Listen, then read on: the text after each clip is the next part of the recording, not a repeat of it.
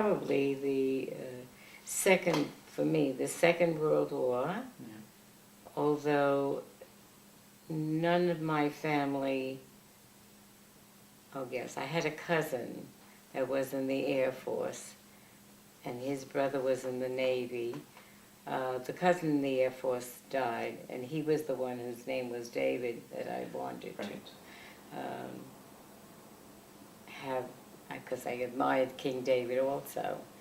But there was a little uncomfortableness in some people in the family because he died very young. And when they name somebody, they try to find somebody who lived a long, honest, good life, you know, was a nice person and all that. So, but it was my own fault for not realizing I could have given it to a second child instead of making it the second name. And I know that Charlie's brother served in the Korean War. I didn't know anybody in the Vietnam War, but the political repercussions of the Vietnam War affected me that way, even though I didn't have anybody that served in that. So I would say that the wars were, you know, very important. Well, because they involved people getting hurt and dying, you know. And of course, there's no question that people that had a tremendous influence, my father, without question, and my mother, definitely my mother formed certain, you know, feelings in me. My teachers, I had some wonderful, wonderful teachers that influenced me. My coach, Roger, maybe this is a time to speak about Roger. He was a big influence on me because he brought music to me that I would not have known about. Beautiful music for me to learn that he felt would be, you know, appropriate for my voice and all that. So he opened up worlds to me. I mean, I knew the classical music that you usually hear, but he opened up different composers that I never would have been exposed to because I didn't have a background. It's not like I went to school and studied music, you know. So I'm very grateful to him for that, and he was an influence. I guess my husband, my beloved husband, Charlie, was an influence too. Charlie's a nice person, and I need that nice person many times to remind me, you know, to stick to my basic principles, because he did, you know, so he's a good example for me. Well, you know, although I've kept the friends all along the way, there's always been someone here, you know, I have the ones from my childhood I'm still, you know, in contact with, and the ones from Carmel, but as time goes on, less frequently. You know, we're all getting older, and challenges in our lives keep us from keeping in touch. At the beginning, when we first moved to Sacramento, I had friends that were coming to visit me, you know, every year, but that's kind of petered down as they get older. But there are people in Sacramento that are very, very dear to me. And if I just named them by name, it wouldn't mean anything to anybody here except that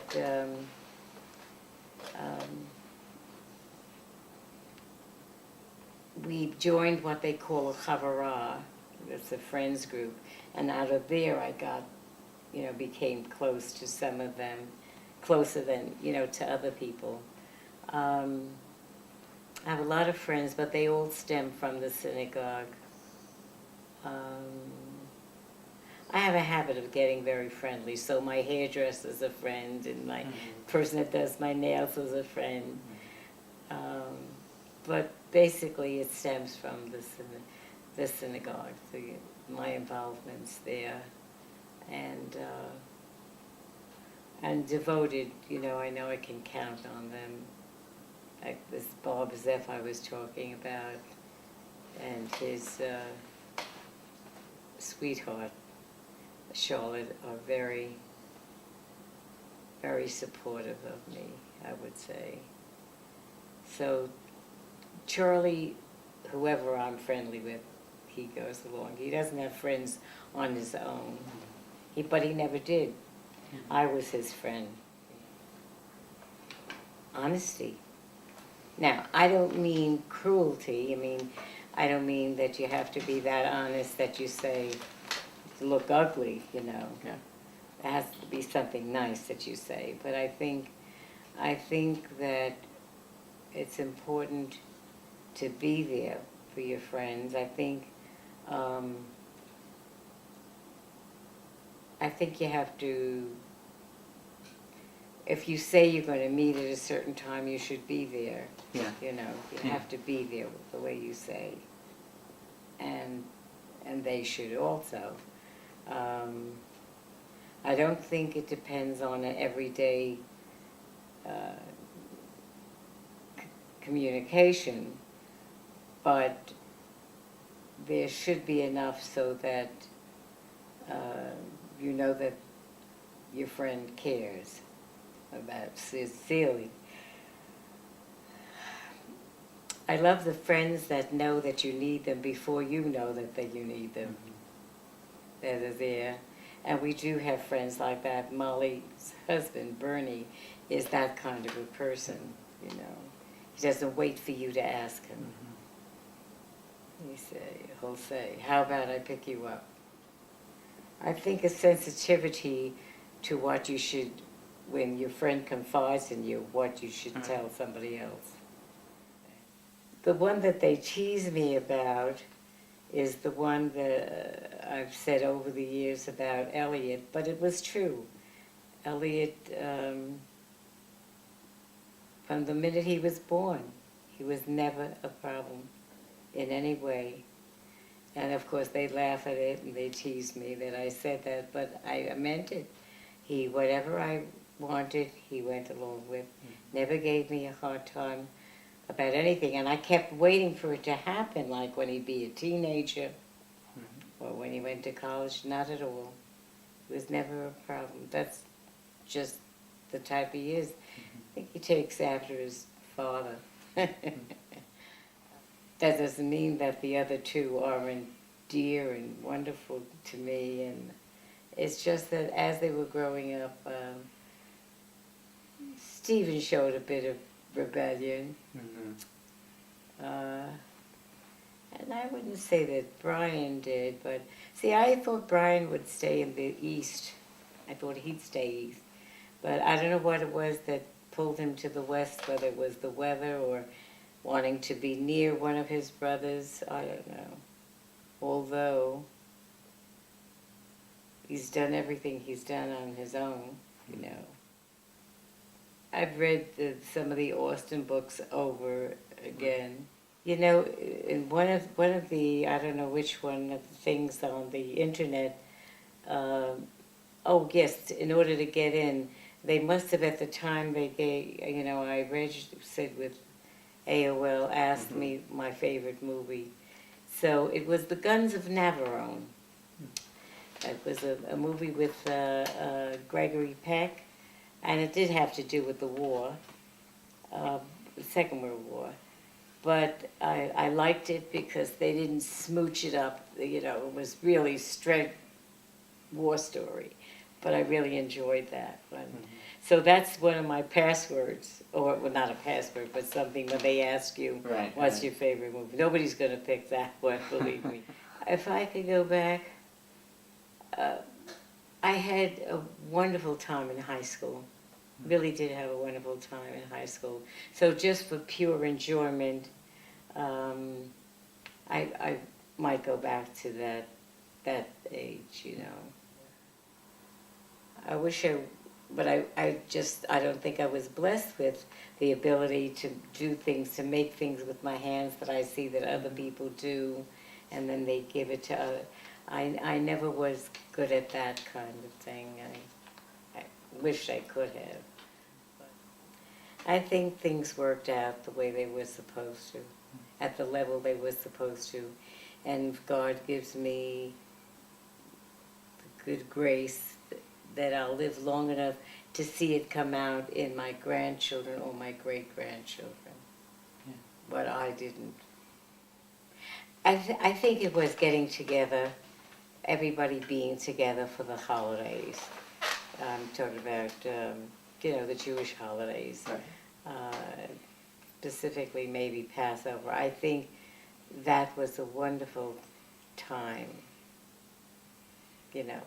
Everybody was so happy.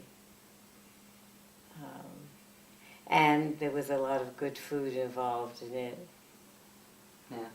Yeah, I would say would be classified tradition, to be together and enjoy each other company. I guess you could call coming out to wherever Stephen was, for the around the Christmas holidays was a tradition. I mean, there's no question wherever he was, that was going to come. Just that the years pile up so quickly. Like, I realized asking him how long he's lived here, that I've been coming out to New Mexico 24 years. Yeah. At least once a year. Yeah. More often, there was the reason, to come in the summertime, but I was always here. Become a tradition. Well, I didn't expect to have the physical challenges that I have had. Doesn't mean that everybody has them or has the same type or has as many, but that's a disappointment because it's changed things. I can't do things that I really enjoyed very much doing before. When I had come out, I always never missed going to the museum or to the botanical gardens, and I can't just do it now. That's the tough part. But getting older and still being able to go, to see, to observe, to watch, everybody, that's the good part about it.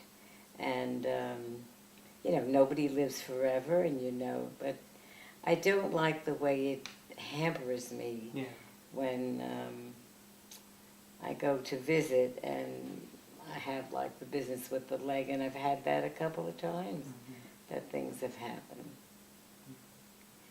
Look at this, I put my husband to sleep. My sweet husband. Yeah. But I think it's wonderful to grow older and to be able to see. If, years ago, if I had thought about it, I don't know that I would have known that I'd lived to see great-grandchildren, and so many of them. How fortunate I am, to be able to say that. Just speaking of the maladies, what health issues have you gone through? Well, I'm still coping. Of course, I'll always be coping with diabetes. In my case, it's diabetes. Not so badly blood pressure, but the diabetes has been a real challenge to me. And, I've also had cancer, and it's come out in a couple of places. The heart, I do have heart disease, and I'm facing the strong possibility of another procedure of them like scraping away the plaque in the carotid artery, but I'm hoping that will, help me in terms of breathing, not having to stop when I walk as often. It's my fault. I should have exercised more, I feel. Kept up with that. Oh, yeah, that's fine. That's another thing I don't like, that I'm losing that kind of control. I was sitting at the table when we were playing the game, and I honestly felt myself with no control over falling asleep. Now, you know, I talk about Grandpa, but I'm 2 years younger, and I don't know how I'm going to be in 2 years. I may be just like Grandpa. You know, my father wasn't, so I didn't expect that to happen to me. His father did. His father slept from meal to meal and then went back to sleep. But I can see things, signs in myself of aging, and the fact that this foot isn't getting any better is bothering me. I don't know how long it's supposed to hinder me. And I think back and I said, you know what?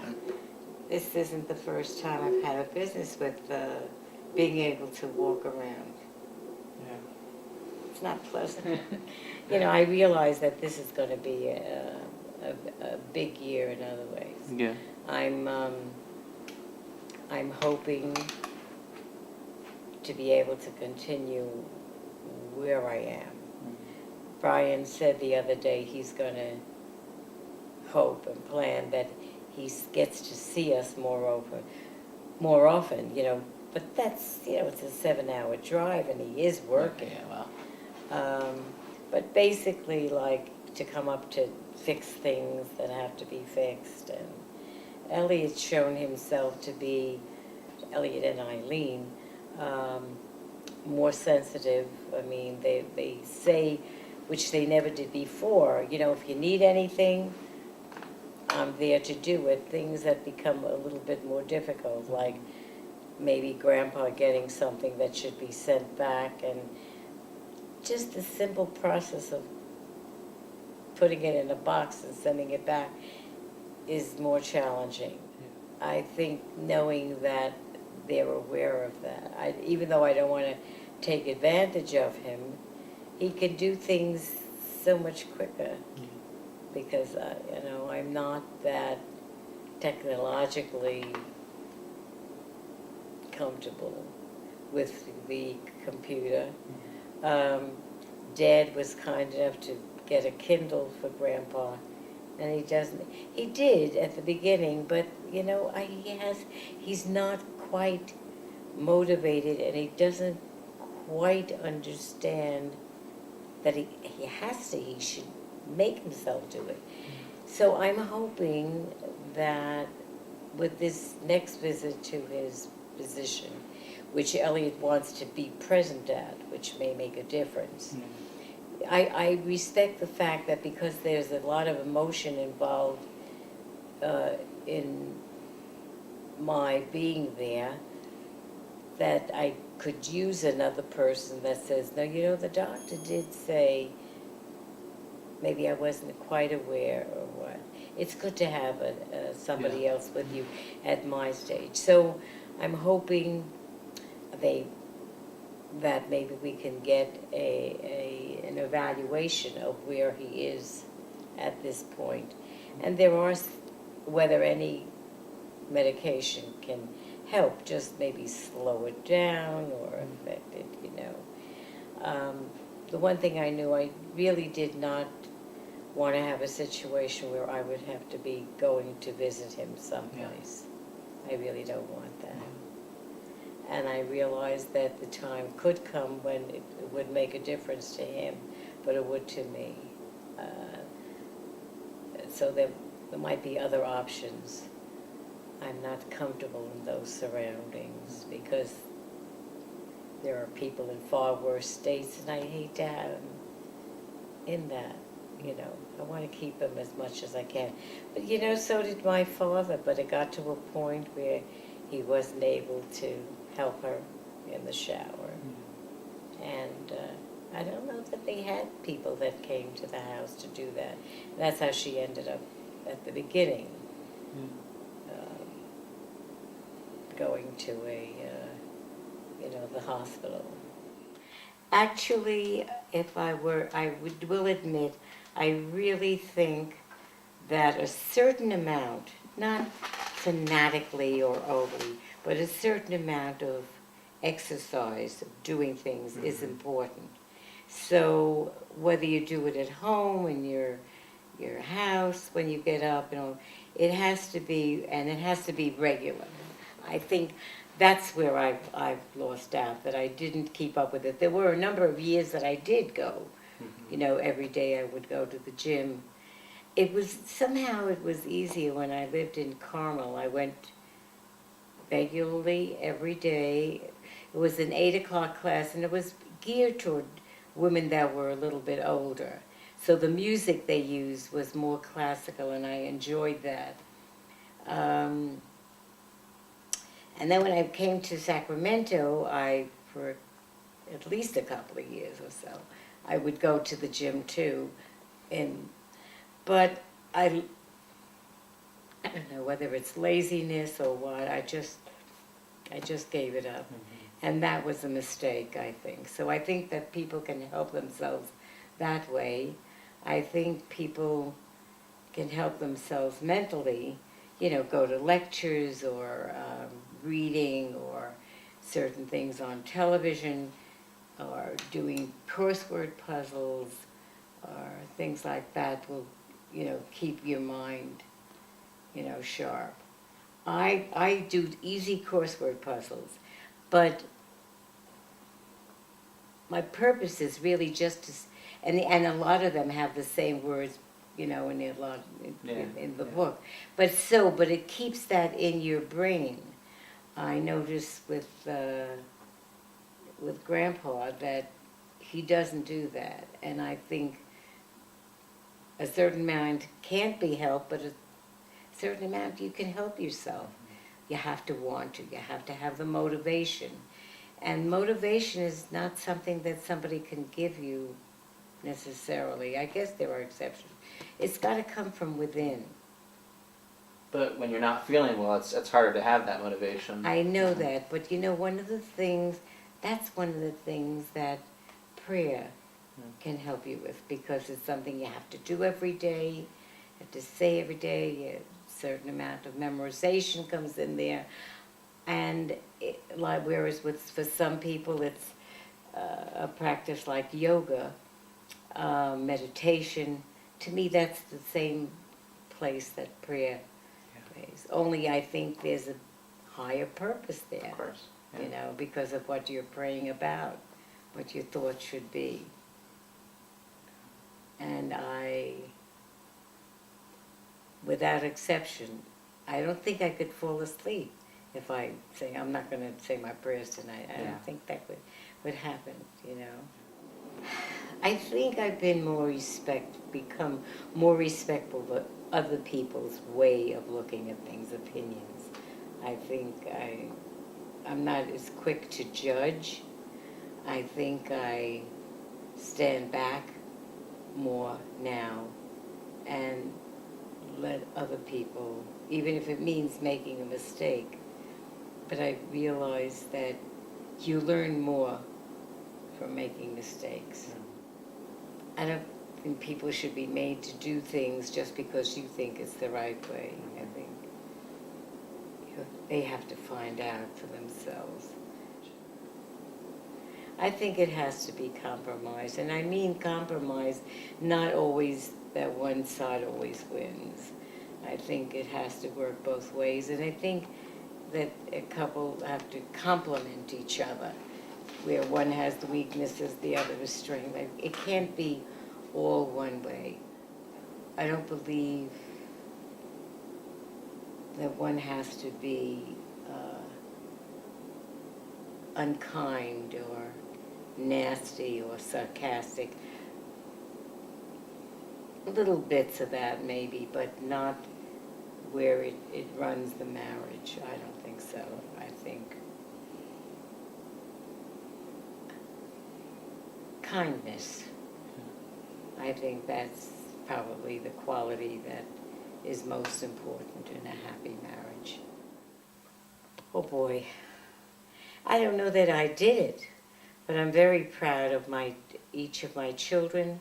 I'm proud of each of my grandchildren, and I know that Grandpa joins me in that same feeling. I can see it, even though he doesn't always express it. But I have great hopes for the future in them continuing. they do it in different ways. Some, you know, they're not all the same, but, and I'm very proud of my children's faith in God. Now, Stephen went off beyond where I was, or am, but I'm proud of what he's done with his feeling about faith. Elliot's in a in-between period. I have a feeling that when he gets, like, I guess, retirement age past there, that everything that he gave himself as a foundation is going to start kicking in again.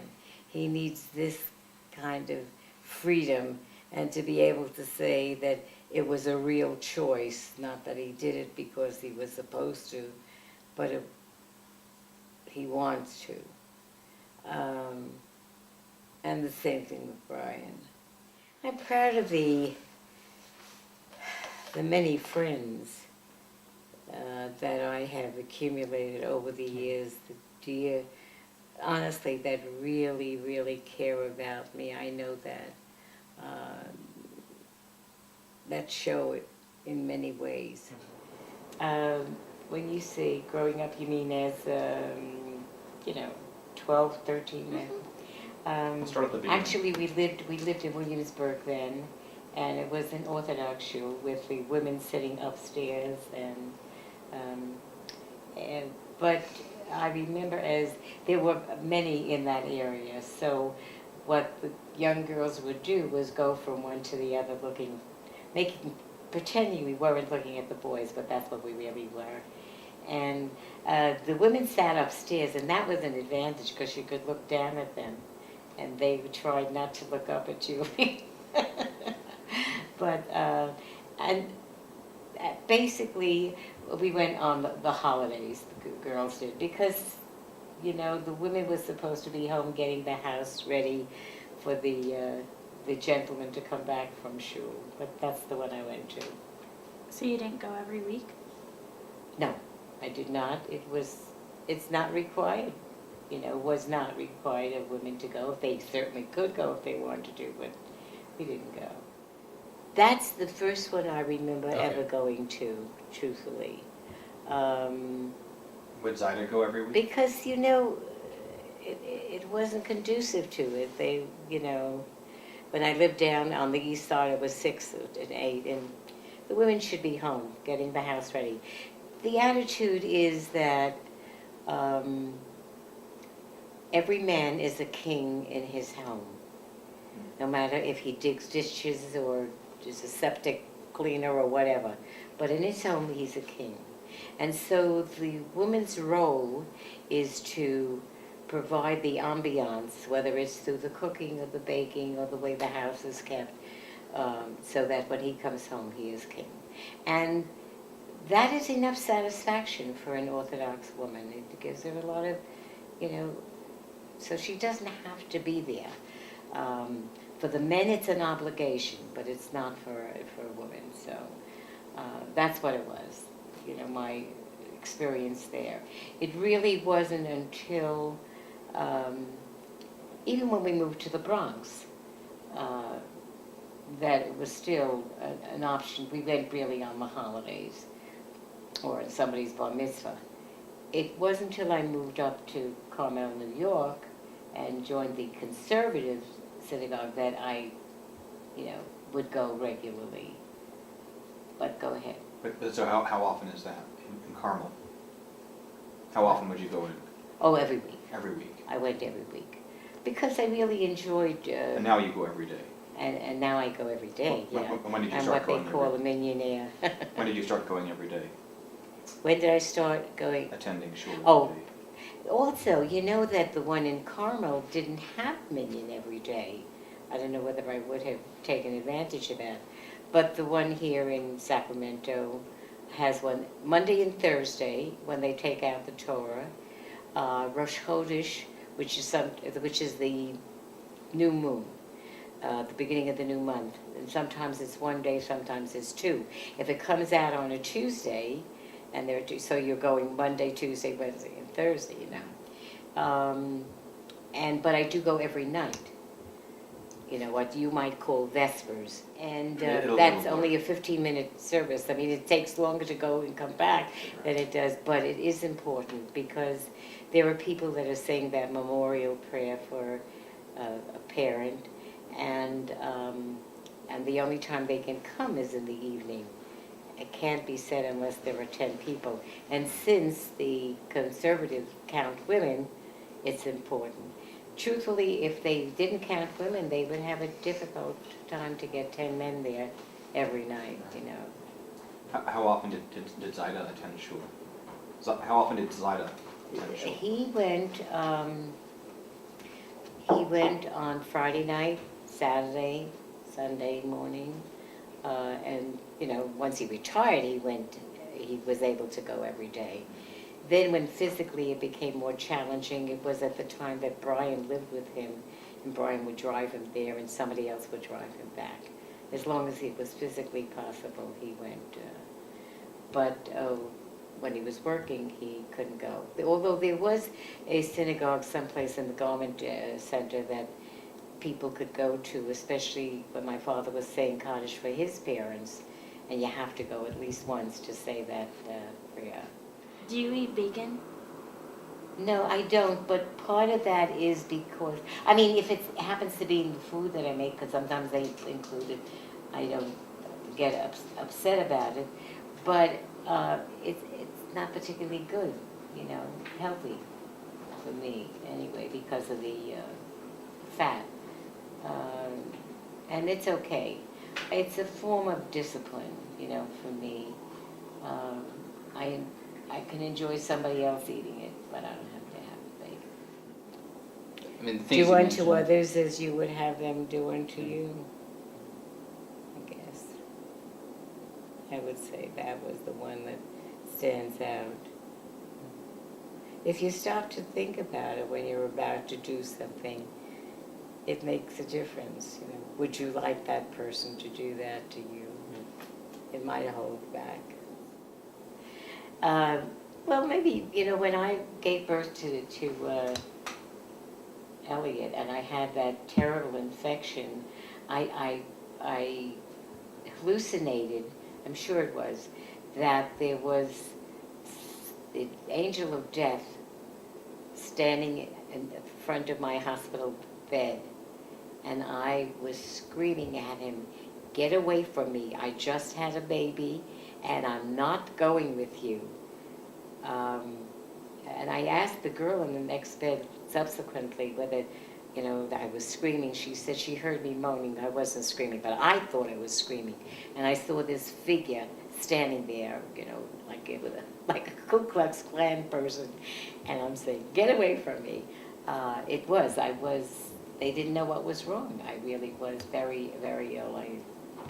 My temperature was over 106, and they told Grandpa they didn't know if I would survive. But I did. I really would like my grandchildren, my great-grandchildren, to know that they have to give back.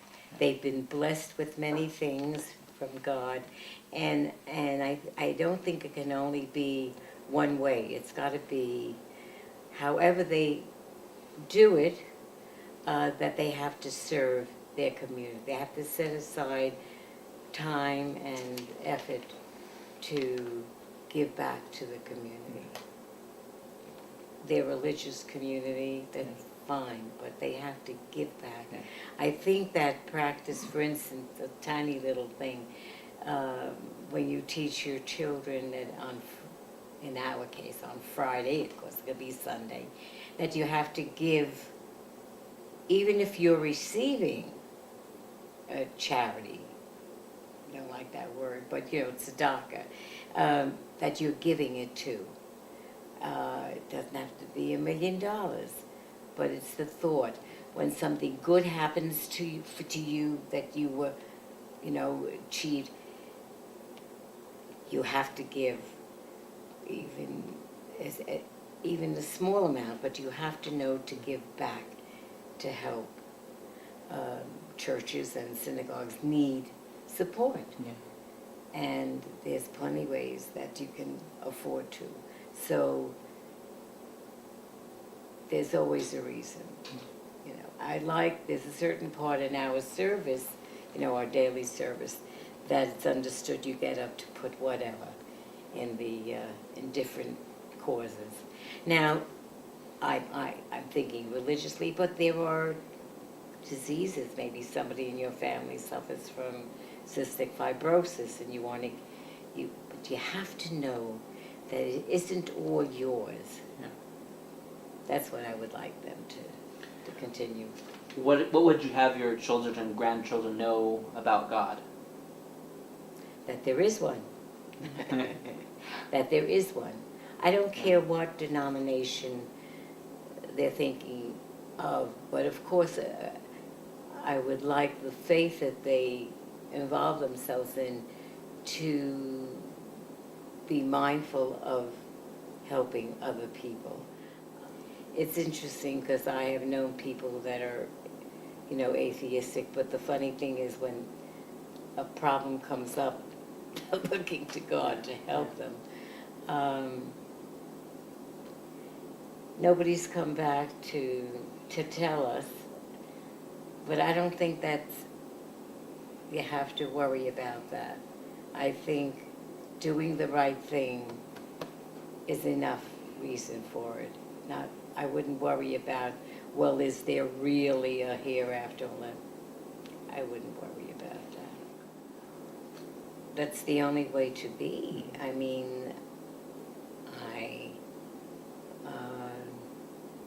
it gives purpose, it gives meaning to life that you do the right thing. I'm very unhappy with people that feel that you just have to do things to gratify yourself. I'm a great one about honesty. I remember one time, many years ago, that Stephen called me up.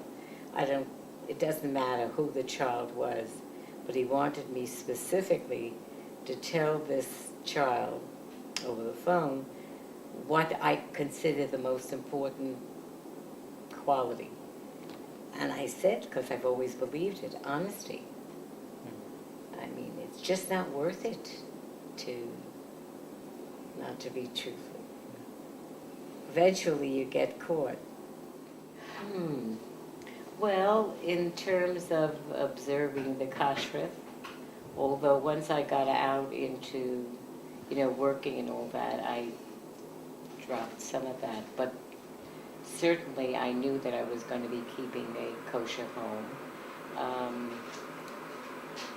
I always had I was influenced by the fact that I had all my grandparents, and I saw a lot of the observance through my grandparents and my uncles on both sides. There was 5 children on one and 6 on the other, but they all kept kosher homes, and they all went to attended service. So that that influenced me. And there was something that got into me that I kind of admired that kind of faith and belief. I remember once, and I think I might have said it already, asking my father a question. He answered another question. He said, Goldie, you can keep asking me questions. The bottom line is either you're going to believe or you won't. So some things you have to accept on faith. That's it. And if we're wrong, well, would it be so terrible to lead a good, honest, life concerned with helping other people? Is that so terrible if that's all there is? And he got me. And I don't feel I have to have the answer to everything, because that's God, and I'm only a human being. And as I said, if there is nothing after, well, I don't feel I did anything wrong. I try my best. I will start to say I have a feeling that in every decade, I think as people get older, their perspectives are different. And so I think every older generation comments unkindly or unfavorably on the younger generation. But there's no doubt in my mind that people are not as nice to each other or polite to each other as they used to be, or as thoughtful. I think it became more of a really me situation. What's in it for me? I think that people, because they have the iPad and the iPod, listening, they became more and more withdrawn, or even the television has its downside because you're really into yourself, you're not aware. Even with the practice of it used to be, I guess, even with churches, but certainly with, in our faith, you don't ride on Saturday. So you lose, because when you had to walk from your home to your place of worship, you have to see things. You have to be more aware. Whereas you get in the car and you go there, you miss along the way. You miss the opportunity if you go with someone to talk about the sermon or the particular portion of the Torah or whatever it is, what part. I can see it translated into, other faiths also. The people are more self-involved. Yeah. And so they miss the opportunities and the gratification that comes from helping someone else. I think prayer is important. Having faith is important, very important in a person's life. It can make a big difference. When I hear people complain about finding it difficult to fall asleep, I think of how easy it is for me. It's something that it's like a gentle,